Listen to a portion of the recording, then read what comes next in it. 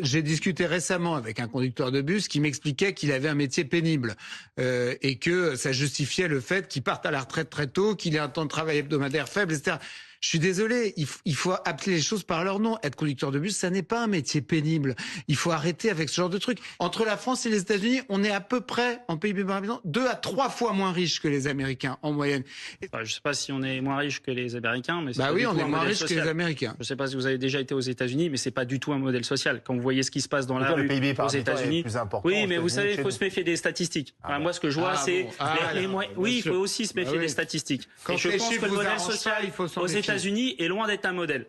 Loin d'être un modèle. Mais parce que le nôtre. Mais bon, je veux pas trop rentrer là-dedans. Je ne vous laisserai pas dire que le métier de conducteur de bus n'est pas pénible, n'est pas difficile. Et j'en veux pour preuve qu'aujourd'hui, on n'arrive pas à recruter. Parce que si c'est super bien, si c'est le Club Med, si c'est la Planque, comment ça se fait qu'il n'y a pas une seule entreprise, que ça soit Transdev privé, que ça soit les RATP publics, qui a des difficultés de recrutement? Parce qu'effectivement, lorsque vous expliquez aux personnes, aux salariés qu'il va falloir bosser en horaire décalé, qu'il va falloir bosser le samedi, le dimanche, les jours fériés, qu'il va falloir, y compris quand vous êtes chauffeur de bus, vous savez combien il y a d'agressions d'agents de la RATP par an?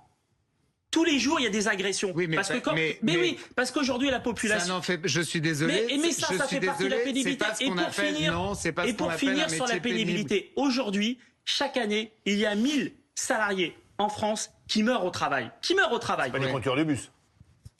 Est-ce que ce sont toujours les mêmes qui se mobilisent lors de ce type de journée d'action ou est-ce que là, on va avoir un public qu'on ne voit pas habituellement? Et je parlais des salariés du privé, mais peut-être des artisans, des petits chefs d'entreprise qui ont aussi beaucoup de difficultés. Mais vous ne mettez pas 1 million de personnes avec les mêmes. Attendez, on ne sait pas encore 1 million, vous savez, vous êtes déjà 1 million. Ça, vous avez raison. Vous êtes déjà ici.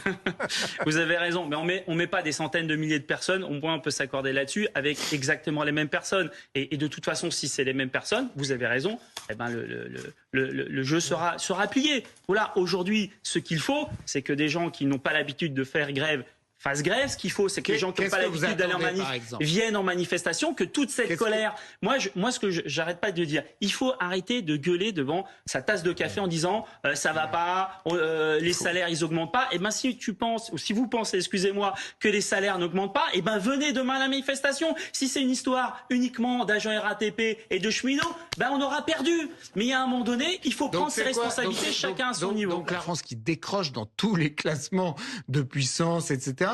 Vous trouvez que c'était un budget d'austérité pour vous?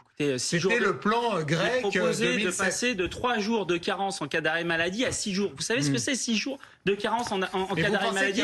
Des gens qui ne choisissent pas d'être malades, des gens qui ne choisissent pas d'être malades et qui se retrouvent à avoir 25% de leur rémunération. Bah oui, 6 jours, ça fait 25% de votre rémunération. Monsieur Villedieu, vous savez, moi, je suis profession libérale. Demain, si je me mets en arrêt maladie, qui paye? Qui paye demain? Eh ben, écoutez, postulez à la SNCF. Qui paye demain? Je vais voir ça en double qui vous embauche. Et vous avez beaucoup de gens en France, ils n'ont pas ce luxe. Merci Fabien Villedieu. Demain, tous à la manif.